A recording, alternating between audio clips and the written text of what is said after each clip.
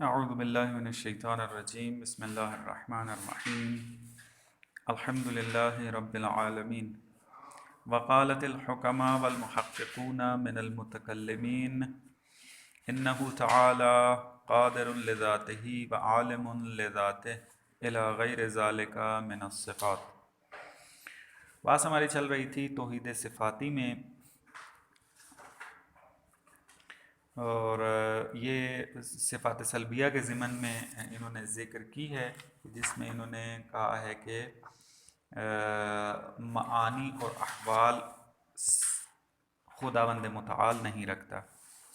عرض کیا تھا کل کے درس میں کہ اس بحث سے مراد توحید صفاتی کو ثابت کرنا ہے، یعنی خداوند متعال کی صفات عین ذات ہیں، زائد بر ذات نہیں ہیں۔ اس میں معتزلہ کا کیا نظریہ بنتا تھا؟ ان میں سے معتزلہ میں سے بھی جو ابو ہاشم جبائی کا تھا، اور اشاعرہ کا کیا نظریہ تھا، اس کو کل تبیین کر دیا تھا۔ آج جو ہے وہ حکماء اور متکلمین کا نظریہ، بعض یعنی جو محققین من المتکلمین ہیں، یعنی ہیں متکلمین اسلامی لیکن نظریہ جو ہے انہوں نے درست انتخاب کیا ہے۔ وہ کیا کہتے ہیں؟ وہ کہتے ہیں کہ صفات خداوند متعال سے جدا نہیں ہیں۔ خداوند متعال، اشاعرہ قائل تھے کہ خدا علم کی وجہ سے عالم ہے، قدرت کی وجہ سے قادر ہے، لیکن حکماء و محققین قائل ہیں کہ خدا بذات ہی عالم ہے، یعنی نہ علم کی وجہ سے عالم ہے بلکہ اس کی ذات ہی کیا ہے؟ علم ہے، اس کی ذات ہی قدرت ہے، لذات ہی عالم، لذات ہی قادر ہے۔ خوب، تو ذہن میں پھر یہ سوال آتا ہے کہ جب ہم خداوند متعال کو عالم کہتے ہیں تو پھر عالم تو اس کو کہتے ہیں کہ یعنی ایسی ذات کے جو علم رکھتی ہو، تو زیادتی تو ہم ذہن میں تصور کرتا ہے انسان۔ اب عالم کہتے ہو، قادر کہتے ہو، تو انسان کے ذہن میں تو یہ آتا ہے، مثلا عالم یعنی ایسی ذات جو علم رکھتی ہو، قادر یعنی ایسی ذات جو قدرت رکھتی ہو۔ ذات اور قدرت میں جدائی نظر آ رہی ہے آپ جب عالم کی تعبیر استعمال کرتے ہیں، قادر کی تعبیر استعمال کرتے ہیں۔ جواب اس کا یہ ہے کہ یہ جو آپ کو زیادتی نظر آ رہی ہے یہ امر اعتباری ہے۔ کیسے امر اعتباری ہے؟ یعنی صفات کو اگر ہم مفہومی اور ذہنی اعتبار سے نگاہ کریں تو ایک دوسرے سے جدا ہیں، یعنی علم، قدرت مفہومی اعتبار سے جدا ہے۔ علم یعنی جاننا، قدرت یعنی کیا ہے؟ اس کے اندر طاقت کا ہونا مثلا، یا اس قسم کی جو آپ تعبیر کر لیں، جو تعریفیں بیان کی گئی ہیں، درست ہے۔ مفہومی اعتبار سے اور ذہنی اعتبار سے جب تعریف کرتے ہیں ہم اس بات کو، تو ہم بھی قبول کرتے ہیں کہ مفہوم علم غیر از مفہوم قدرت ہے، لیکن بات ہماری مفہوم میں نہیں چل رہی ہے بلکہ کہاں چل رہی ہے؟ مصداق میں۔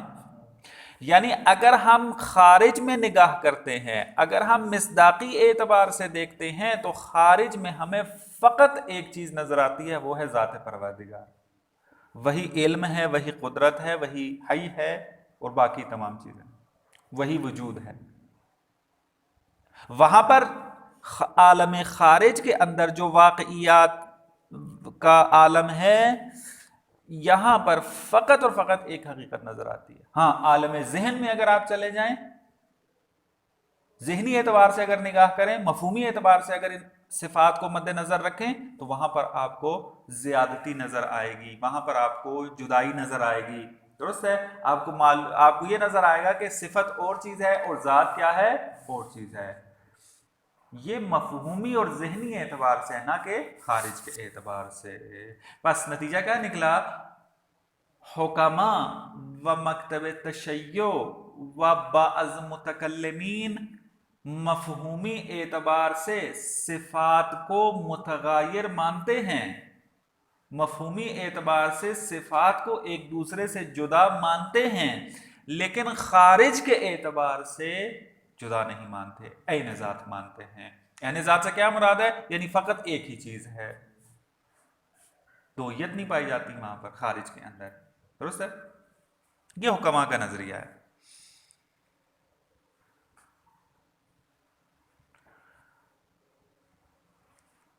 اب یہاں پر ایک برہان ذکر کرتے ہیں، اس برہان میں یہ بات ثابت کرنا اپنا نظریہ بھی ثابت ہو جائے گا، اور اشاعرہ اور دوسرے جو معتزلہ کا ایک فرقہ ہے اس کا بھی رد ہو جائے گا. میں اس کو آسان کر کے بیان کرتا ہوں، باقی پھر عبارت میں تطبیق کریں گے.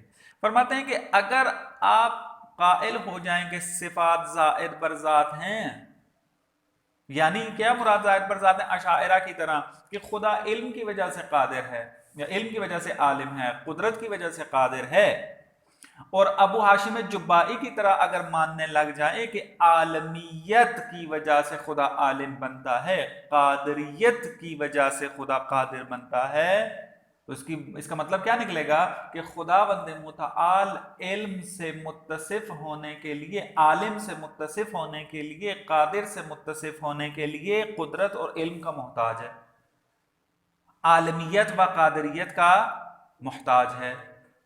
عالمیت کیا ہے؟ حال ہے. کل بحث ہوئی تھی اس کے اوپر. عالمیت و قادریت کیا ہے؟ حال ہے، کہ جس کے معتزلہ کا ایک فرقہ قائل تھا. اور احتیاج خداوند متعال کے ساتھ سازگار نہیں ہے. واجب الوجود مطلق الکمال ہے، کمال مطلق ہے وہ، اس کے اندر احتیاج کا شائبہ تک موجود نہیں ہے.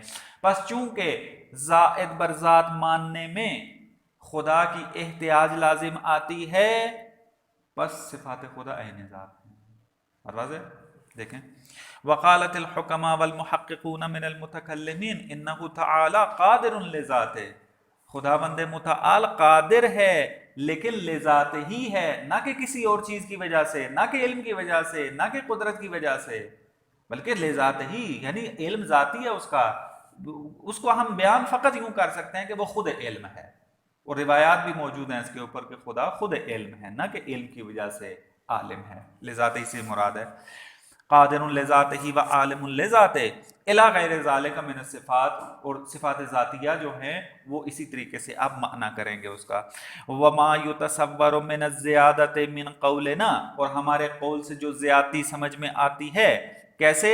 ذات عالمۃ و قادرۃ، یعنی ہم جب تعبیر کرتے ہیں خدا کے بارے میں، کیسے کرتے ہیں؟ ہم کہتے ہیں خدا ایسی ذات ہے جو عالم ہے، خدا ایسی ذات ہے جو قادر ہے. اب یہ ہماری تعبیر ہے، تو کہتے ہیں یہ تعبیر کے اندر جو زیادتی محسوس ہو رہی ہے، فَتِلْكَ أُمُورٌ اعتباریۃ زائدۃ فی الذہن، یہ امور اعتباری ہیں، خارجی نہیں ہیں، اور ذہن کے اندر موجود ہیں، اور یہ زیادتی ذہن کے اندر ہے، مفہومی اعتبار سے یہ زیادتی موجود ہے. لا فی الخارج، خارج میں ان کے ذات اور عالم ہونے کے درمیان کوئی دوئیت نہیں ہے، ذات اور قادر ہونے کے درمیان دوئیت موجود نہیں ہے. وَهُوَ الْحَقِّ، اور یہی درست نظریہ ہے.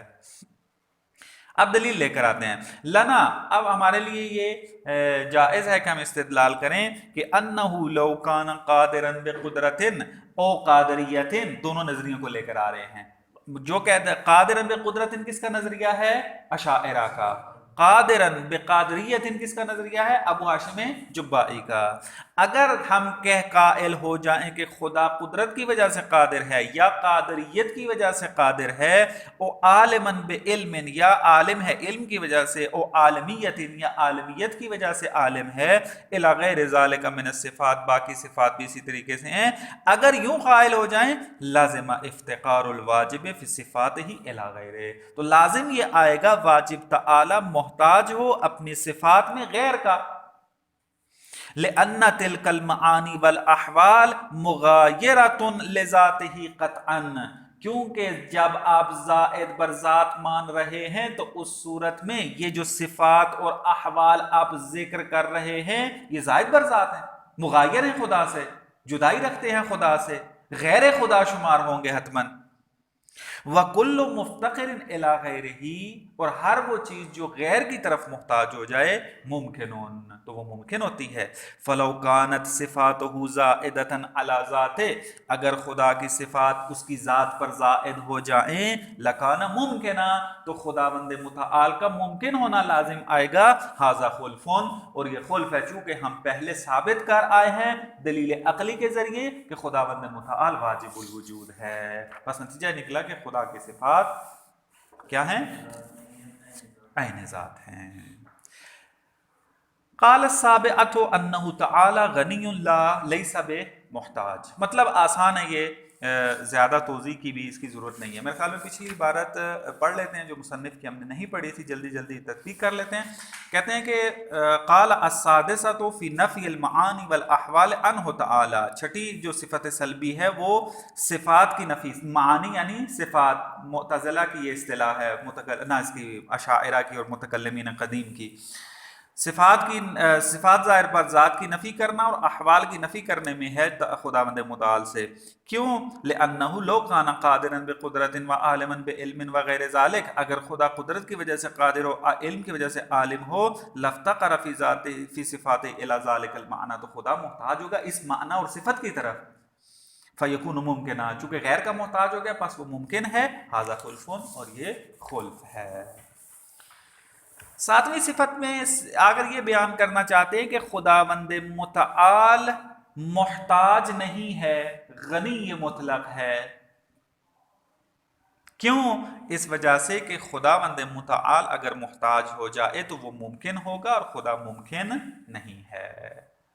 عبارت دیکھیں، قال السابعۃ انہ تعالی غنی، خداوند متعال غنی ہے، لیس بمحتاج، کسی کا محتاج نہیں ہے، لأن وجوب وجود ہی دون غیرہ، چونکہ اس کا واجب الوجود ہونا اور دوسرے کا واجب الوجود نہ ہونا یقتضی استغناءہ عنہ، یہ وجوب وجود اقتضا کرتا ہے کہ خدا غیر کی طرف محتاج نہ ہو، خدا مستغنی ہو غیر سے، اپنے غیر سے، وافتقار غیرہ الیہ، اور وہ کیا ہو؟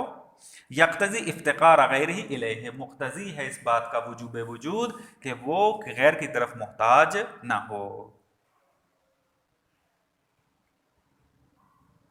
خوب،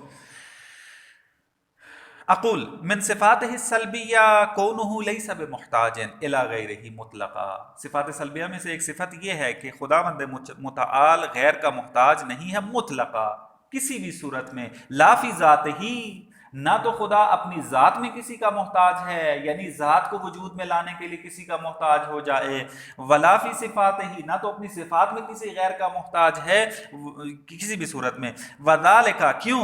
لأن وجوب الوجود الثابت لہ، کیونکہ ہم نے جو واجب الوجود ثابت کیا ہے خداوند متعال کو، یقتضی استغناءہ مطلقا، یہ وجوب اس بات کا متقاضی ہے کہ خداوند متعال مطلقہ کیا ہونا چاہیے؟ مستغنی ہونا چاہیے، کس سے؟ ان مجموع ما عداہ، تمام ان چیزوں سے جو اس کا غیر ہے۔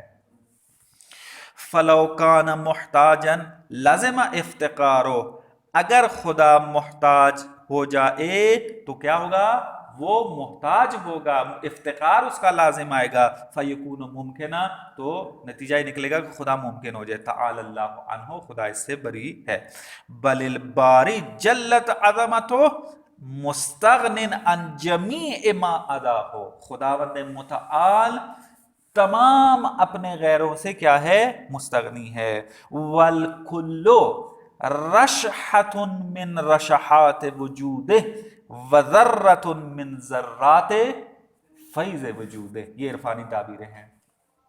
خداوند متعال تمام کے تمام جو غیر خدا ہیں وہ خدا کے وجود کا ایک کیا ہے، آپ کہہ لیں تنزل ہے، یا آپ کہہ لیں رشحہ، یعنی آپ کہہ سکتے ہیں اس کو، اب میرے پاس اردو میں کوئی تعبیر نہیں ہے چونکہ یہ ریکارڈ ہو رہی ہے، تو کوئی ایسی تعبیر نہ نکلے کہ جو سوء استفادہ ہو۔ رشحہ آپ دیکھیں نا بعض اوقات انسان کیا کرتا ہے، قطرات نہیں ہوتے جو مثلا پانی سے اس کو پھینکتا، ہاتھ کے اوپر پانی ہو تو بندہ ایسے چھٹکتا ہے، تو وہ قطرات جو ہوتے ہیں وہ کیا ہوتا ہے، وہ رشحہ یعنی شمار ہوتا ہے۔ انہوں نے کیا ترجمہ کیا نیچے؟ ہاں وہی نا، یہ وہ مراد ہے، اصل میں یہ عرفانی تعبیر ہے۔ میں اس کو سہل زبان میں یوں بیان کر دیتا ہوں تاکہ کوئی غلط سوء استفادہ نہ کرے اور غلط سمجھ میں نہ آئے ان کو۔ مطلب وہ یہ ہے کہ ہمارا وجود خدا کا دیا ہوا ہے، ہم فیض خدا ہیں، خدا نے ہمیں فیض دیا ہے، یعنی ہم غیر از خدا کچھ بھی نہیں ہیں۔ ذرۃ من ذرات فیض وجود ہے، ہم اس کے وجود کا جو فیض ہے نا، اس کے جو ذرات ہیں اس کے فیض کے، ان میں سے ایک ذرہ ہیں، یعنی خدا کا فیض نازل ہو رہا ہے، اس فیض میں سے ایک چیز کیا ہے؟ ہم ہیں، مخلوقات ہیں، درست ہے؟ تو باقی اس کا دقیق معنی جو ہے وہ یہ عرفانی تعبیریں لے کر آئے ہیں جو عرفان کے اندر قابل تبیین ہے، یہاں اس کو تبیین نہیں کر سکتے۔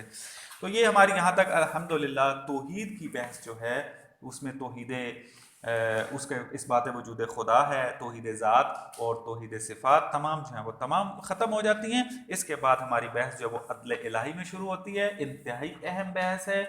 آپ دوستان سے توقع یہ ہوگی کہ اس کو توجہ سے سنیں گے اور مطالعہ کریں گے۔ بہت ہی زیادہ اس کے اندر جو ہے وہ مبتلا بے مسائل کے بارے میں بحث ہوگی کہ جو آپ کو مزید فائدہ دے گی کہ جب آپ تبلیغ وغیرہ یا ان چیزوں کے لیے جائیں گے۔ وصلی اللہ علی محمد و آل محمد۔